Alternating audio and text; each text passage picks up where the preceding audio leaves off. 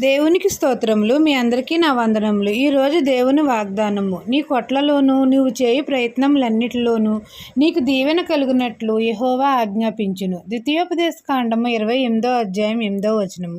మన తండ్రి అయిన యెహోవా మాట మనమందరము శ్రద్ధగా వినిన ఎడల తండ్రి మన కొట్లలోనూ మనం చేయు ప్రయత్నములన్నిటిలోనూ మనకు దీవెన కలుగునట్లు తండ్రి ఆజ్ఞాపిస్తాడు.